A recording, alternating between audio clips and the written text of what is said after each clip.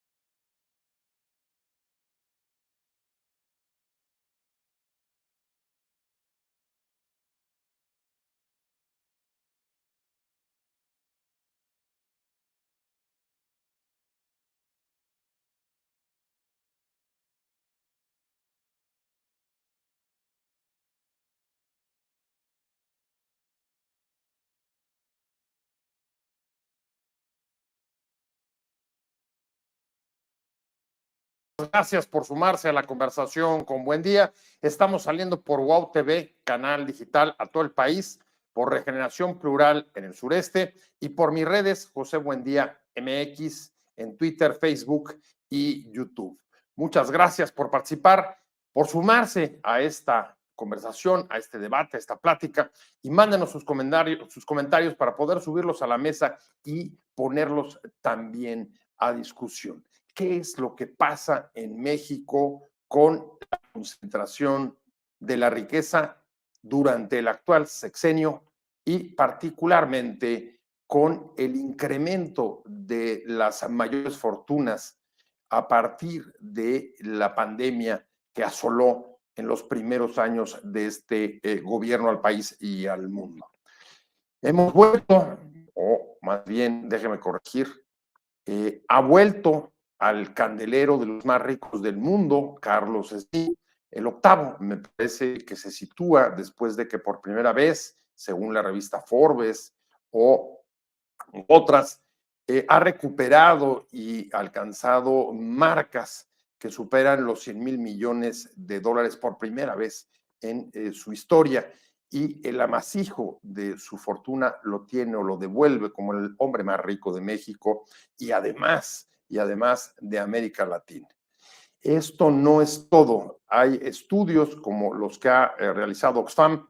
Por cierto, tenemos acá a Carlos Brown, ahora lo presentaré, de Oxfam, que en un estudio reciente que presentaron justo en el marco de la cumbre de Davos, tomaban un diagnóstico con argumentos contundentes y decían: en el actual sexenio se ha reducido la desigualdad del ingreso en buena medida por las políticas sociales y el incremento del salario mínimo por arriba del IPC en el país. Sin embargo, a propósito de la pregunta con la que abrí el programa, la desigualdad de la riqueza ha aumentado. Frente a esto, en una conferencia de prensa, con una respuesta que mostraba la incordia o la molestia que le había causado este tema, las preguntas y seguramente el estudio de Oxfam, decía el dueño de Telcel que se trataba de un diagnóstico que era simple y sencillamente una estupidez. Lo que vemos y los datos lo que reflejan es que tenemos multimillonarios, hombres o de las fortunas más grandes de América Latina, estúpidamente ricas, si me permite utilizar esa palabra. Pero vamos a tratar de entender la respuesta de él y, por supuesto, la situación, que es la que nos preocupa, sobre por qué ha aumentado la desigualdad de la riqueza en este país. ¿Y quién mejor para entrarle a discutir sobre este tema? Usted ya lo conoce, ha estado con nosotros en muchos programas, siempre con mucho placer de saludarlo, a Rodolfo de la Torre, que es directivo del Centro de Estudios Espinosa Iglesias. Rodolfo, un gusto tenerte, ¿cómo estás? Un gusto de estar con ustedes para discutir este tema que creo que va a ser muy interesante. Luis Monroy Gómez Franco, él es economista. Me acabo de enterar, nos contaba Rodolfo, acaba de sacar un libro sobre la cancha pareja o no en México, cómo ha evolucionado las oportunidades en el país, en el actual sexenio. Eso lo vamos a dejar para otra plática, pero por lo pronto ya le hice publicidad y ojalá que se pueda distribuir este libro pronto, y me da mucho gusto recibirlo en el programa. Muchas gracias, Luis, por estar con nosotros. No, hombre, muchas gracias a ti por la invitación y un gusto estar platicando sobre estos temas. Y lo dejé al último porque ya lo había anunciado desde la introducción a Carlos Brown. Él es de Oxfam, México, y bueno, fue uno de los que estuvo involucrados en este estudio que le mencionaba sobre la concentración de la riqueza en el país. Y me gustaría pues justo arrancar contigo. La respuesta creo que da Slim en la conferencia de prensa que ofreció ayer, una conferencia de prensa larguísima, habló de muchos temas, pero dentro de ellos le preguntaron sobre los datos de Oxfam, sobre la desigualdad del ingreso, y dijo, diremos de manera clara y contundente, Carlos, que esa clase de estudios le parecían una estupidez. ¿Qué opinas? Yo digo la viejísima frase de explicación no pedida, acusación manifiesta, ¿no? Es muy revelador que el pirómano le moleste que hablemos de agua, ¿no? Es que digamos que le señalemos el cerillo, que digamos que es quien enciende y luego le hablemos sobre cómo apagar ese fuego, y claro, no le va a gustar, por supuesto que no le va a gustar, ¿no? Esa mirada de muchos ojos, de muchos más ojos de los que a él le gustarían, pues causan molestia, es evidente, pero lo que decimos desde Oxfam es que pues los datos ahí están, digamos, las fuentes, digamos, la metodología está construida sobre datos de Forbes, de VS, digamos, de las fuentes que se suelen utilizar en la última década, que además es un estudio que ha avanzado muchísimo, de la concentración de la riqueza en nuestras sociedades. Los datos ahí están. O sea, no es solamente el hombre más rico de México, es el hombre más rico de América Latina y el Caribe. Cuando pensamos, un poco para poner en comparación y para decir qué tan grave es la situación mexicana, hay 14 fortunas, 14 grandes fortunas de ultra ricos, es decir, personas que tienen fortunas arriba de $1,000 millones, una cantidad estratosférica. Tenemos a 14 personas en la mesa mexicana, donde uno solo, el hombre más rico de América Latina y el Caribe, se lleva un poquito más de la mitad. 55 de cada 100 pesos de ese conjunto de fortunas. En Brasil, que es un país de extremas desigualdades, esa mesa no tiene a 14, tiene a 58. Y de esas 58 que más tiene, que es Vicky Zafra, digamos que además es una fortuna histórica y demás, tiene 18,200 millones de dólares. Es decir, palidece la fortuna de Vicky Zafra en comparación con la de Carlos Slim. Tenemos dos mesas muy distintas. Y ojo, son países de extremas desigualdades.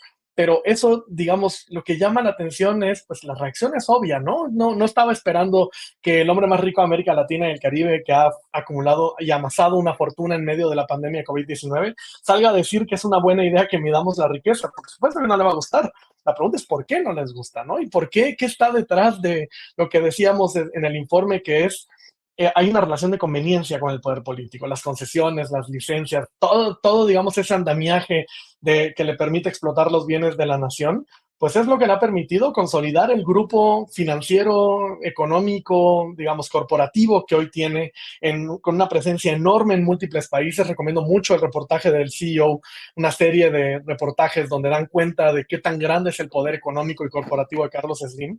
Ahí es donde se pone de manifiesto, pues, que claramente le va a incomodar esta conversación.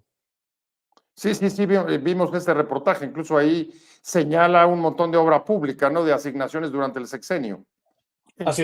Lo cual también negó, dijo, no he sido beneficiado por este gobierno, no soy su consentido, y yo apenas lo único que hice fue, me parece que dijo el tramo 2 del Tren Maya, porque el resto de la obra pública venía de los gobiernos anteriores, de Peña, y no sé si llegue hasta Calderón, si todavía tengamos obras desde antes.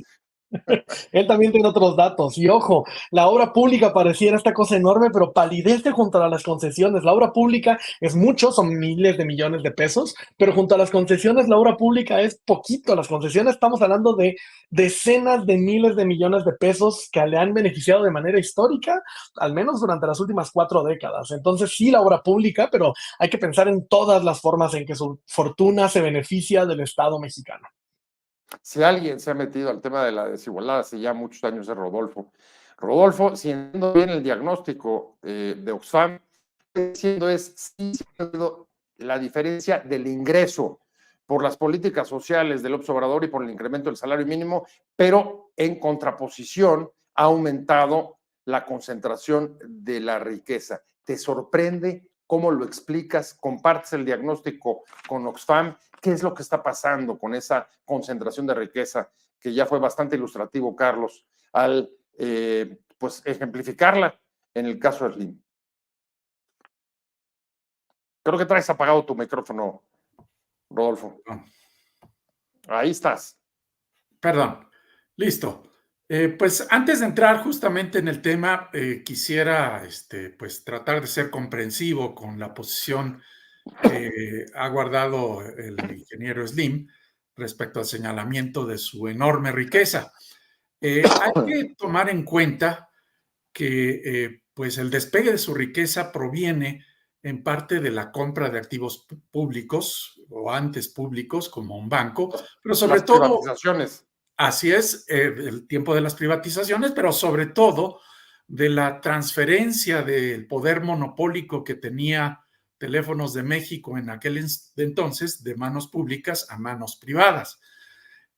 A lo largo del tiempo, y evidentemente hay otras actividades, pues estos elementos pues permitieron que las empresas de su conglomerado, por lo menos algunas de ellas, pudieran extraer una enorme cantidad de recursos de los consumidores, de tal forma que, pues a costa de tener mejores precios y mejor calidad del servicio en muchos de ellos, señaladamente las líneas telefónicas, bueno, pues a partir de eso hubo un enriquecimiento extraordinario de Carlos Slim.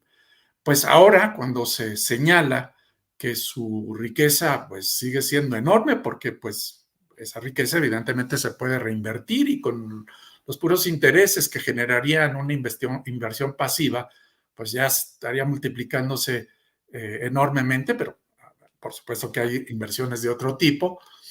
Bueno, pero a partir de eso, pues señalar que su riqueza tiene pues una gran notoriedad, pues es comprensible la molestia que expresa.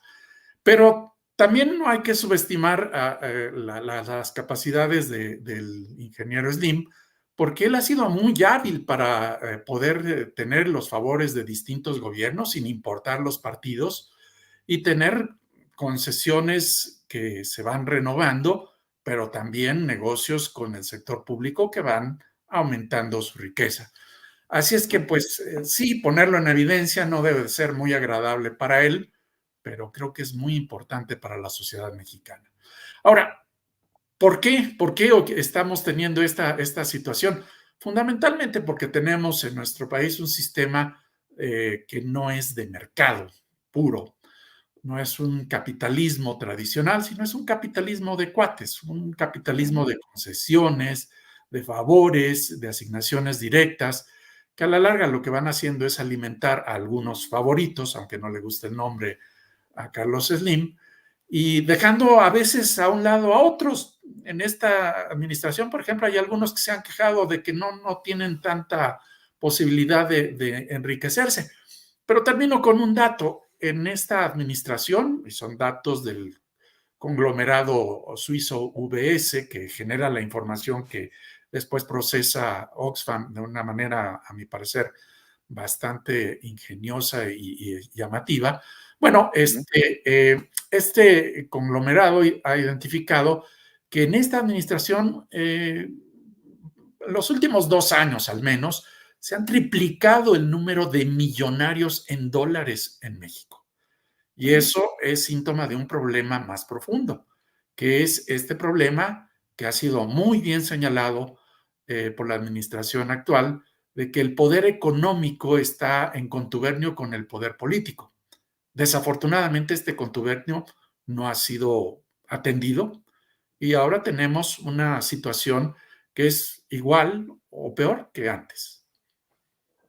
Pues en efecto, lo que acaba de decir Rodolfo fue quizá uno de los puntos, Luis, que más subrayó el presidente López Obrador cuando llegó al poder y dijo: lo que tenemos que hacer aquí, y a eso vengo, es a separar el poder económico y el poder político.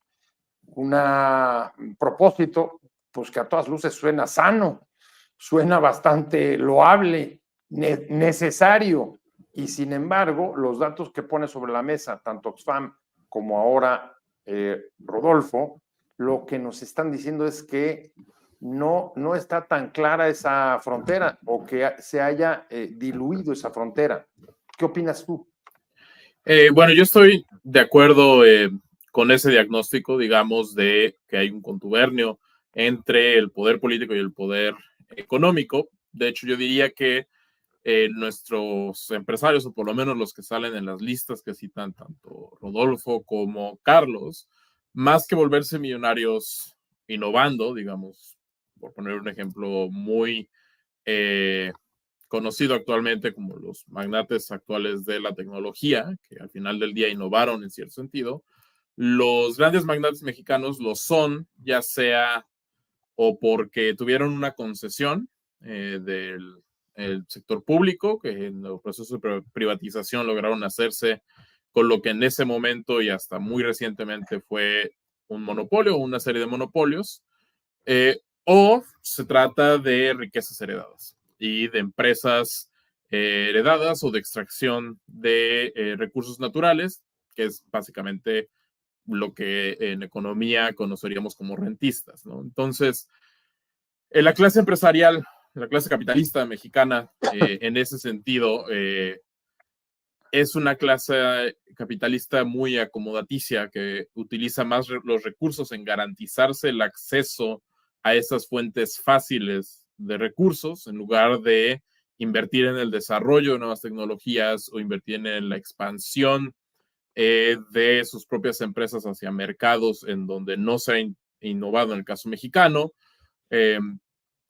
por decir dos ejemplos, ¿no? Y el caso, ahora sí, no intencionalmente, pero sí vale la pena usar al ingeniero Slim como ejemplo. La expansión de América Móvil por toda América Latina, que al final del día, hoy en día, el negocio de Carlos Slim no es tanto Telmex, sino es más bien América Móvil, se debió en buena medida o fue financiado a partir de las rentas extraordinarias que obtenía en México y que eso le permitió entrar a competir a otros mercados en donde no entraba desde una posición tan favorable como la que partía en el caso mexicano, ¿no? Entonces, en ese sentido, sí tenemos no solo un poder económico que está estrechamente ligado al poder político y a partir de ese vínculo logra extraer rentas que le permiten consolidarse y mantener su posición a lo largo del tiempo. Un dato que seguramente Carlos sabe o Rodolfo es, si uno ve las listas de no solo de cuántos millonarios son, sino quiénes son los millonarios, la lista en el caso mexicano debe ser de las que menor rotación hay, ¿no? Que eso es como un rasgo muy característico de economías. No hay movilidad. Exacto, no hay movilidad, no es que surjan nuevos millonarios que nunca estuvieron, sino son millonarios que vienen de familias ya millonarias o que ya habían entrado y luego salieron por las fluctuaciones de su riqueza. Hay, sin embargo, varios fenómenos que me preocupan. Uno primero, Carlos, es los tres han coincidido en que, bueno, pues es comprensible la respuesta de Slim. Tú mismo decías, pues a nadie le gusta, a ningún pirómano le gusta que le digan que está prendiendo los cerillos. Sin embargo, pues generalmente las declaraciones públicas de Slim siempre habían sido bastante mesuradas y esta, digamos, salida de tono o pues calificativo, digamos, despreciativo o descalificación me llama la atención y no es la única, el único fenómeno extraño. Estamos viendo que frente a un país pues desgarradoramente desigual, con más de 9 millones de personas por abajo de la línea de la pobreza. Hay otros de esa lista de 14 que se suben a Twitter como Salinas Pliego y te enseñan sus riquezas en los barcos del Mediterráneo, en las haciendas que poseen en México, en lo que compran, en lo que despilfarran, en una vida de lujos y de excesos. Ese fenómeno no lo había visto yo en el país dentro del sector empresarial. Eran como más recatados. Si coincides o no, pero ¿y cómo lo explicas? ¿Qué está pasando ahí? Mira, a mí me parece que benditas redes sociales trajeron algo muy bueno, que es, antes veíamos en las revistas del corazón las historias contadas a modo sobre estas grandes fortunas y sus matrimonios y los country clubs y toda esta cosa, y ahora, digamos, la riqueza ha cambiado muchísima la percepción de la riqueza. Hay un libro de Guido Alfani que se llama Luis me va a recordar ahora, porque acabo de olvidar el nombre, pero como dioses en la tierra, o como es As Gods, no recuerdo ahora el nombre, pero Luis me lo va a recordar. Ahora voy a hacer un comercial del libro de Luis, por cierto. Pero deja muy claro una cosa que pasaba con los ricos en los países ricos, digamos, con los ultra ricos en los países ricos, que era antes había esta posición de contribuir a la sociedad, ¿no? El postulado de este autor es que, digamos, históricamente las élites eran parte importante del funcionamiento mismo de la sociedad y que entendían su rol y que eso se ha roto en las últimas décadas. En América Latina, ahora viene el libro de Diego Castañeda que se publica en estos días, en América Latina y particularmente en México nunca han contribuido. La verdad es que la irresponsabilidad de las élites, sobre todo la fiscal, que ahora hablaremos si quieres en un rato de eso, esa irresponsabilidad hacia la sociedad, hacia el bien común, ha estado totalmente presente a lo largo de los 2 siglos. ¿Qué pasa ahora? Pues que ahora es visible. Ahora, digamos, esa sensación de que ellos son quienes son porque le echan ganas y por el mérito, ¿no? Que es uno de los mitos más arraigados en nuestra sociedad, y quienes defienden a los grandes millonarios de nuestras sociedades, digamos, es lo que dicen, ¿no? No, oye, ¿por qué te metes con él? Si él está echando ganas, si es por su trabajo. El capítulo 3 del libro de Luis Monroy, por cierto, que lo tengo aquí con Roberto Vélez, lo deja muy claro. Es un mito, es el mito de la meritocracia que está arraigadísimo en nuestra sociedad, y frente a eso está ese fenómeno que mencionas. Es decir, hay un mito sostenido de que a ellos están ahí por sus méritos y por todo lo que han hecho en los últimos años, cuando en realidad son rentistas, como ya lo dijeron Rodolfo y Luis. Tenemos un grupo de millonarios en donde no cambian los apellidos, pero cambian los nombres porque los papás fallecen. En realidad lo que tenemos son Albertos reemplazados por Alejandros, tenemos a Beckmans padres reemplazados por hijo e hija en la lista. Entonces, como una apellidos se han aristocracia. mantenido. Se sostiene como una oligarquía, como una aristocracia, digamos, en donde lo que les da esa posición no es un título nobiliario, es la riqueza acumulada. Eso es lo que tenemos enfrente, ¿no? Sí tenemos a unas élites que están estancadas y que además no rompen ese pacto. Son unas élites cerradas, a diferencia de lo que pasa en Europa. En Europa y en Estados Unidos ahora surgen grupos como los Patriotic Millionaires, los Millionaires for Humanity, digamos, estos grupos de personas ricas, como Abigail Disney, ¿no? Por ejemplo, por poner a uno de los grandes nombres que salen ahí, que dicen, cóbrenos impuestos, nuestras fortunas no deberían ser, cóbrenos impuestos, por favor. En México no hay ni uno que a la riqueza, a decir eso. Sí, y a las herencias, a las sucesiones, es decir, evitemos que estos apellidos se vuelvan dinastías porque no estamos contribuyendo a lo que deberíamos contribuir. Ese es el fenómeno que tenemos enfrente en realidad. ¿Cómo ves tú este fenómeno, Rodolfo? Son las redes las que han hecho esta transformación, a pesar de que al mismo tiempo dice, bueno, pero es que las élites, las oligarquías empresariales mexicanas siguen siendo más o menos las mismas, valores similares, no han cambiado, no se han modificado, no hay movilidad. ¿Es eso o es digamos, una falta, digamos, quizá la palabra que quiero usar es temor, no sé si es la indicada, pero una falta de temor de hacerlo en un país con el nivel de inseguridad, por un lado, y además con una desigualdad social brutal? Bueno, en realidad yo creo que hay que diferenciar 2 tipos de millonarios o multimillonarios, porque efectivamente nos estamos fijando por aquellos que muestran, que presumen, que exhiben su riqueza hasta el punto del hartazgo. Pero hay muchos otros que son mucho más discretos, que pues no tratan de aparecer en las primeras planas ni de periódicos ni de revistas, y que son igualmente perniciosos en la medida en que concentran un poder que manejan compitiendo con el poder del Estado en muchos asuntos que debieran de ser públicos. Ahora, quizás haya que retroceder hasta el propio Adam Smith para entender una cosa.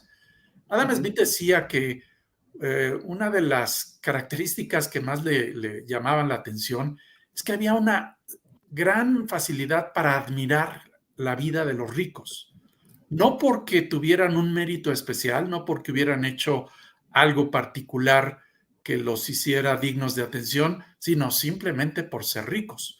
Y eso siempre ha sido una debilidad de los seres humanos, tratar de fijarse pues, en aquellos que a veces suponemos que son exitosos, pero que en realidad probablemente su fortuna proviene de herencias, de favores, de concesiones, de contubernios con el Estado y que no tienen ese mérito.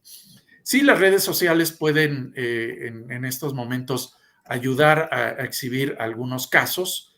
Estoy pensando a nivel mundial, Elon Musk es muy dado a presumir sus logros o sus enormes gastos, no sé, en naves espaciales, en automóviles eléctricos, en fin. Y otros simplemente en presumir su consumo suntuario de yates, de viajes, en fin, que pues sí son de llamar la atención, pero en el fondo lo que debiéramos estarnos preguntando es, más allá de los detalles de la vida de estas personas, ¿qué características de nuestro sistema económico están permitiendo que proliferen algunos de ellos, que prosperen y a veces a costa del bienestar de la gran mayoría? Oye, Rodolfo, pero entonces, siguiendo a Adam Smith, tendríamos que decir, recordando lo que decía el presidente López Obrador sobre la clase media, que no solo la clase media es aspiracional, que el gusto o la admiración por las fortunas y los ricos es mucho más extendido. Eso es lo que señalaba Adam Smith, que esa proclividad a celebrar a los más ricos, a admirarlos, no tenía una explicación razonable, según él. Junto con este fenómeno, Luis, hay otro que no podemos dejar de ponerlo sobre la mesa. Cuando empezó este gobierno y en el marco justo de esas declaraciones sobre separar el poder económico del político, lograr la autonomía del Estado frente a los grupos empresariales más fuertes, reglas claras para la asignación de obra pública, etcétera, pues no hizo más que desatarse el temor de que el actual gobierno pudiera llevarnos a situaciones como la de Venezuela o como la de Nicaragua. Y pues después de 6 años lo que estamos viendo es que lejos de eso, lo que se ha consolidado es una oligarquía muy fuerte, lo decía Carlos, o los datos de Oxfam, donde 14 de las mayores fortunas se duplican en los últimos 4 años. Sí, bueno, o sea, creo que hay algo que vale la pena tener en mente, y es que no puedes tener, un Estado no puede ser autónomo de el poder económico cuando es fiscalmente débil. Y el Estado mexicano ha sido, desde que es Estado mexicano, fiscalmente débil.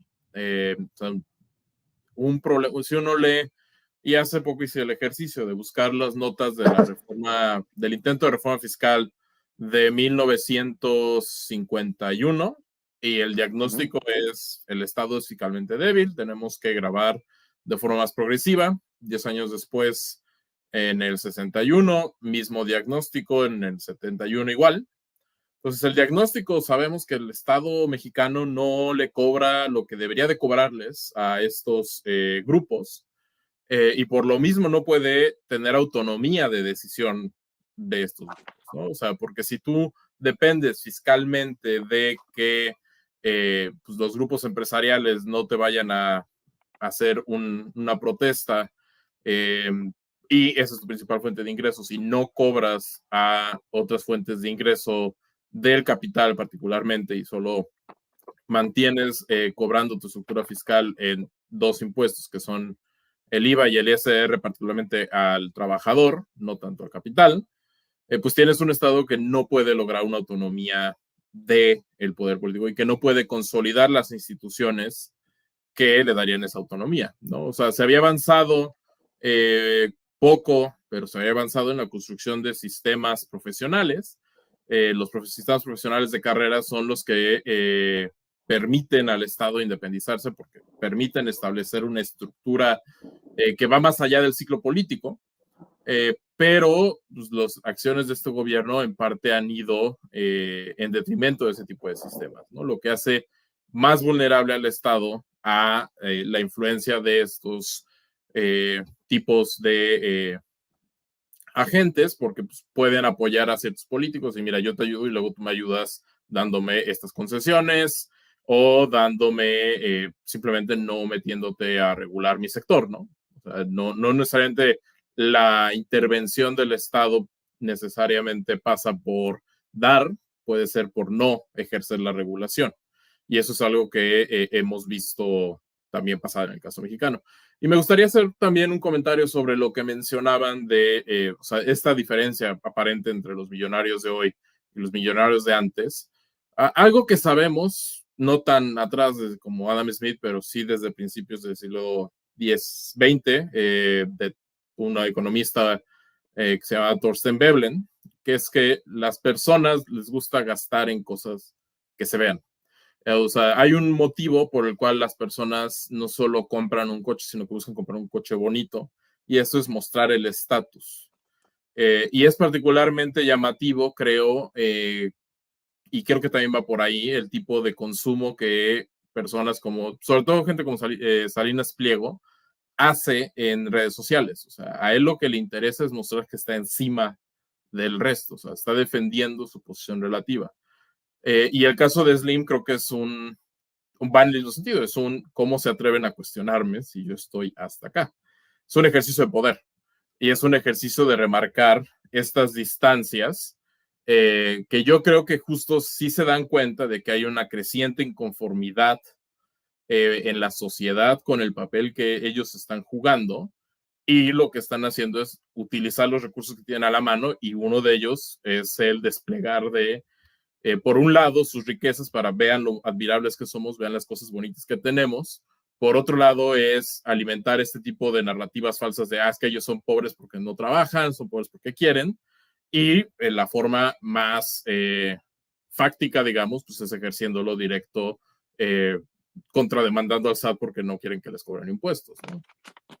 Carlos, ¿tú lo ves así? ¿Crees que lo que hemos visto, por ejemplo, de la conferencia de Slim, casi 4 horas, con toda la familia, fue una demostración de poder frente a la percepción, pues eso, de creciente inconformidad sobre el rol que están jugando los grandes multimillonarios en el país como él?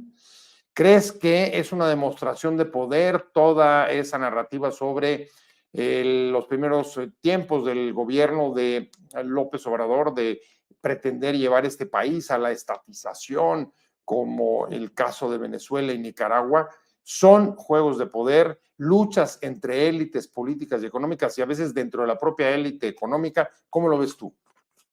No, a ver, vamos por partes. Justo frente a el Cubazuela del Norte, me gusta llamarlo a mí, que es este fantasma del comunismo que dicen que acecha nuestras sociedades.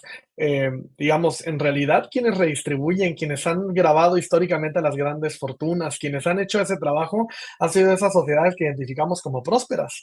Son las Alemanias, las Australias, Francia, Estados Unidos después de la Segunda Guerra Mundial. Es decir, digamos, cuando se han avanzado políticas que buscan disminuir el poder el gran poder económico, por lo menos tratar de bajar un poco esa extrema concentración, como pasó, por ejemplo, con Standard Oil y el poder corporativo que tuvo, y de ahí vino la ley antimonopolio que tuvo Estados Unidos y que sigue teniendo, por ejemplo, frente a las Big Tech.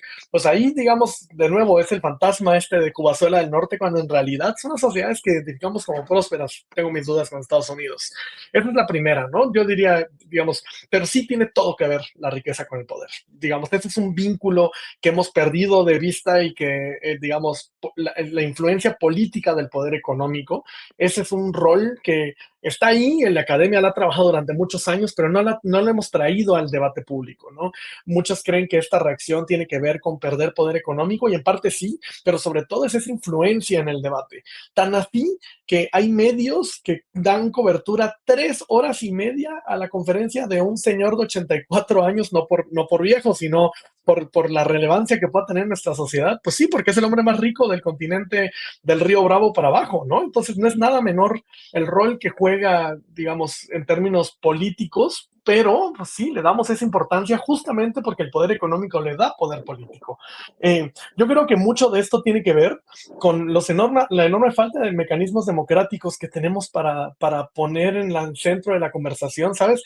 En la filantropía intentamos que reemplazara muchas de las acciones que debimos haber hecho a través del Estado, ¿no? Y eso es bien importante. También el ingeniero no, digamos, el miedo del ingeniero no anda en burro.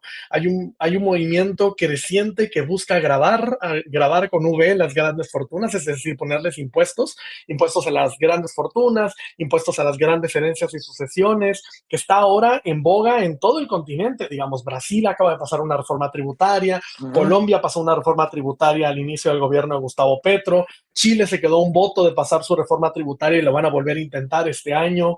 Es decir, hay un movimiento, Bolivia lo hizo, Argentina lo hizo de frente a COVID, es decir, hay algo moviéndose en el mundo y particularmente en América Latina, además de los esfuerzos regionales por un pacto fiscal, el esfuerzo global por la Convención de Naciones Unidas sobre temas de impuestos. Es decir, hay algo ahí en el aire que se está gestando, que se topa además frente de nuevo a la narrativa de la meritocracia, pero además me gusta mucho que Rodolfo haya traído a la mesa el punto que ponía Adam Smith, porque además es de la teoría de los sentimientos morales, me encanta contarlo en clase y en conferencias, y hay una frase que me gusta mucho, hasta la tengo anclada en mi perfil de Twitter, que dice que esa disposición a admirar y casi idolatrar a los ricos y poderosos, y a despreciar o como mínimo ignorar a las personas pobres y de condición humilde, es la principal y más extendida causa de corrupción de nuestros sentimientos morales. Es decir, es ese vínculo de esa riqueza, ese poder, con la corrupción, no entendida como el soborno típico que hemos entendido, sino la gran corrupción.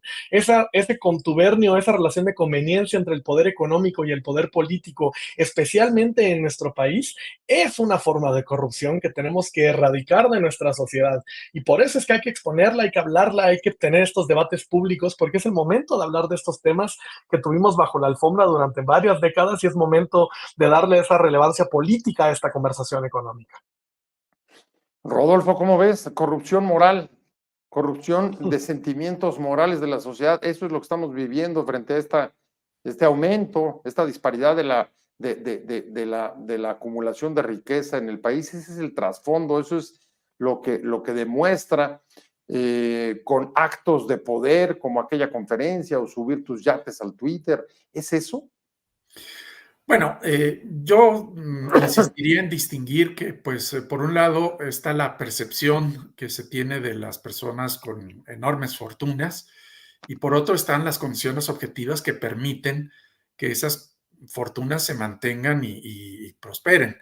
Ya se mencionó que, pues, efectivamente, de la percepción puede haber un movimiento hacia la acción en cuanto a controlar estas enormes fortunas que pueden desafiar el poder del Estado. Pero si vamos al otro punto, ¿cuáles son las condiciones que permiten que estas grandes fortunas se mantengan? Pues yo señalaría 3 cuestiones: la falta de competencia, la falta de transparencia y la falta de una fiscalidad efectiva. Y doy algunos datos. En cuanto a la falta de competencia, la Comisión Federal de Competencia Económica, en un estudio que realizó, encontraba que los consumidores llegaban a pagar 98% más por los productos que compraban debido al poder de mercado que tenían una gran cantidad de empresas. O sea, la Estamos concentración. hablando de que casi se duplica el costo, el pago que tienen que realizar los consumidores en una gran variedad de productos, porque hay ciertos arreglos que impiden una competencia efectiva en los mercados. La falta de transparencia no es privativo de esta administración y hay que también hacer historia de muchos casos. La historia de la opacidad. Pero en esta administración, 8 de cada 10 contratos que ha tenido el sector público han sido por asignación directa, sin concursos, sin competencias, sin estar viendo cuáles son las mejores opciones, sino directamente asignando, pues con algún criterio que manejen los funcionarios, que a veces tampoco es factible conocer, pues quién tiene el premio de una obra pública que puede generar corrupción, porque además en muchas ocasiones no se conoce el sobrecosto, en fin, los problemas que están generándose. Y finalmente en la falta de fiscalidad. Evidentemente que hay un campo para explorar nuevos impuestos, en particular los impuestos a la riqueza, pero tenemos una de las cargas fiscales más bajas, incluso en el impuesto sobre la renta. Nuestra presión fiscal, es decir, lo que recaudamos, lo que recaudamos del Producto Interno Bruto, a pesar de que ha venido aumentando, no supera el 20% del total de lo que se genera en la economía, cuando en otros países eso está por el 35%, 40%, es decir, casi el doble de lo que estamos recaudando. Y sí, por supuesto, habría posibilidades de explorar pues impuestos a las herencias, a las transacciones financieras, pero yo destacaría en particular un impuesto a la riqueza que es difícil de evadir, que es el impuesto a las propiedades físicas, el impuesto predial, que está en niveles muy bajos y con una muy baja también vigilancia respecto a los valores reales de la propiedad. Así es que ahí tenemos problemas que resolver de política pública que no se han resuelto ahora, pero tenemos una gran historia de no haberse atendido en el pasado. Pues sí, Luis lo comentaba. Cada década el diagnóstico respecto a la fiscalidad es el mismo y el fracaso más o menos el mismo. Y la pregunta ahí, Luis, es si detrás de esto no estamos viendo más que también otro reflejo de demostración de poder, es decir, de la capacidad que tienen dentro de los propios contribuyentes, léase las grandes fortunas, las grandes empresas, de impedir, evitar, neutralizar, parar, como tú le quieras llamar, una reforma fiscal, que por cierto, en este sexenio tampoco se dio. Se abortó en la legislatura anterior. Morena trató de impulsarla. El líder, el coordinador de Morena en el Congreso, y quedó pulverizada.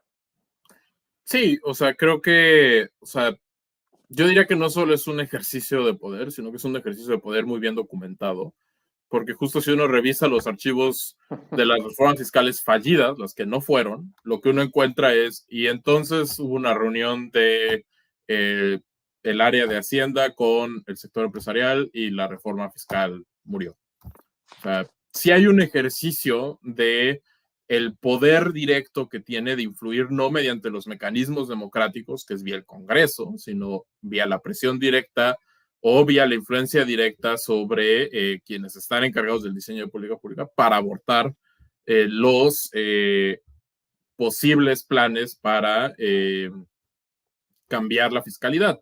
Y algo similar, o sea, y eso no solo pasa cuando hablamos de la regulación fiscal. Si recordamos qué pasó con la regulación laboral mexicana, no fue sino hasta la entrada al TEMEC y los cambios en la regulación laboral del Libre Comercio que se mejoraron las condiciones de la ley laboral mexicana para fortalecer al trabajo, ¿no? Y muy probablemente en el tema fiscal nos vaya a pasar algo similar cuando se adopte el convenio entre todos los países de la OCDE de un impuesto mínimo a la riqueza o de un impuesto mínimo al capital, que más que ser porque al interior se tiene la fuerza para impulsar esos cambios dentro del Estado, se tiene que llegar la demanda desde afuera. Y eso también nos habla del poco grado de democratización de muchas decisiones de política económica en el caso mexicano y del mayor peso que debería tener el Congreso. O sea, el Congreso, la tragedia es que en el caso, por ejemplo, la legislativa pasada, tenías una propuesta de reforma fiscal que emanó del Congreso, pero que la paró el Ejecutivo. O sea, el propio Ejecutivo de Morena, que se negó sistemáticamente a intentar cualquier tipo de reforma fiscal, fue el que descarriló que se siguiera discutiendo el tema, ¿no? Entonces, tenemos justo que la influencia de estos grupos para bloquear intentos de reforma no pasa por los mecanismos democráticos, y los mecanismos democráticos tampoco tienen no existe, digamos, el soporte social de esa demanda para hacerles capaces de resistir ese tipo de presiones. Entonces, eso creo que se liga con algo que decía Carlos, que es este tema de los sentimientos morales de la sociedad. O sea, algo que sí tenemos que tener muy claro y que la pandemia nos lo dejó también, como indican los datos de Oxfam, muy claro, es que las crisis actuales, la crisis climática, por ejemplo, no nos va a afectar a todos por igual. Y peor aún, los más ricos se pueden aislar de ella. Y creo que eso es algo que tenemos que tener en cuenta al momento de cómo pensamos el pacto social que está representado en la fiscalidad, ¿no? De cómo los hacemos que no abandonen el barco para irse a sus islas privadas cuando necesitamos que colaboren de la sociedad de la que ellos ya extrajeron los recursos. Pues mira, por lo pronto, dice Luis, escasos o reducidos espacios democráticos, pero a ver, Carlos, la verdad es que yo no volteo y veo a ningún partido presionando por una reforma fiscal, ni la oposición, ni el gobierno, salvo el caso de Morena en el Congreso, la legislatura anterior, pero en el PAN, el PRI, el MC, la misma Morena, no veo a nadie pidiéndola, ni creo que la vayan a pedir el próximo sexenio. ¿Tú qué crees? A lo mejor eres más optimista. Es que no, más bien, más que optimista, soy muy pragmático y muy realista. No les va a quedar de otra. Y ese es el tema, que el espacio fiscal está tan reducido, es decir, el margen de maniobra, digamos, si llega a ganar la candidata de la alianza de los tres partidos azul, amarillo, ¿cuál es el otro? Así la cosa, y el rojo, digamos, el bloque. Ahí tenemos a una candidata que además tiene en sus filas a personas que históricamente han bloqueado intentos de reforma. Entonces, de entrada, de un lado tenemos en las filas en lo económico, por ahí está Carlos Ursúa, que en su momento, siendo secretario de Hacienda de esta administración, el primer secretario de Hacienda, mencionó que era importante. Yo creo que por eso se metió en los problemas que se metió después. Pero luego de este lado de la conversación, en el segundo piso de la 4T que se espera construir, el problema del segundo piso de la 4T es que se quiere construir sobre los debilísimos cimientos del primer piso de la 4T, los cimientos fiscales, ¿no? Porque durante 6 años hemos escuchado que no era necesario ni crear más impuestos ni aumentar los que están, porque con lo que está acabando con la corrupción y, digamos, con la austeridad republicana, que sigue siendo austeridad, era suficiente. Nada más falso que eso. El margen de maniobra que se abrió fue muy chiquito, incluso con la fiscalización a grandes contribuyentes que tanto se cacarean en las mañaneras, en los medios, en la opinión pública. Fue un margen muy pequeño, estamos hablando de como 3 puntos porcentuales del Producto Interno Bruto en casi 6 años. Eso no da nada, da 0.5 puntos porcentuales, digamos, pensando en un número muy burdo, anual para cada año. O sea, nada, pensando en las necesidades, en las grandes necesidades, porque sí está la crisis climática, pero también está el cambio demográfico. Este es un país que está envejeciendo más rápido que el resto de la región. Digamos, hay una serie de retos que hay por ahí, y eso se cruza con lo que decía Luis, que me parece importantísimo. El legislativo, que es quien debería estar impulsando por esto, a mí esta es una pequeña anécdota, pero las y los legisladores de Morena, algunos de ellos, no todos lo dicen en público, nos dijeron en varios espacios que estaban hartos de no tener dinero. Y era como, pero es que este es tu trabajo, a ti te toca empujar para que haya dinero. ¿Qué pasa? Que empujaban reformas, proponían iniciativas y todas se las regresaban con el argumento de no hay recursos presupuestarios para esto que quieres impulsar. Y decían, estamos frustradas. Y yo les decía, pues pónganse a hacer su trabajo en en mejorar los mecanismos de recaudación a través del marco legislativo, pero pues estaba ausente la conversación. Digamos, la reforma fiscal de esta administración que que se empujó a principios del sexenio, la verdad es que nació muerta. No había opción ahí porque el mismo presidente dijo, no, no, no, mándala al segundo trienio. Un poco como diciendo, cuando construyamos la confianza, tendremos, la patearon. ¿Cuál es la experiencia que nos muestra América Latina? 90 días al inicio de la administración. Tienes los primeros 3 meses con la legitimidad del mandato popular de la elección fresca reciente para empujar esto. Es decir, se necesita, sí, una agenda, digamos, una agenda de propuestas de política fiscal que logren hacer esa reforma fiscal profunda y progresiva que se necesita, sí, pero también la experiencia de la Constitución de la Ciudad de México nos enseñó que también tienes que comunicarla muy bien, que necesitas hacer un esfuerzo de pedagogía con la ciudadanía poniendo los adjetivos, porque si vas a empujar una reforma progresiva, es decir, una reforma que le cobre más a quienes más tienen y a quienes más ganan, entonces los adjetivos importan. No es impuestos a las herencias, es impuestos a las grandes herencias. No es a la casa de interés social que te heredó tu abuelita, a la que queremos que se le cobren impuestos, es a la mansión, al yate, a las grandes inversiones, a eso es a lo que le queremos apuntar cuando hablamos de reformas fiscales progresivas. Ojo, hay una oportunidad de ensueño en esta ventana de un año. La clave es si las campañas están, ya ni siquiera cacareando hacia afuera, porque no saben cómo comunicar esto en medio de elecciones. Dicen, no, no, no, es impopular. Hacia adentro, un plan que diga la reforma se puede ver así y así y así.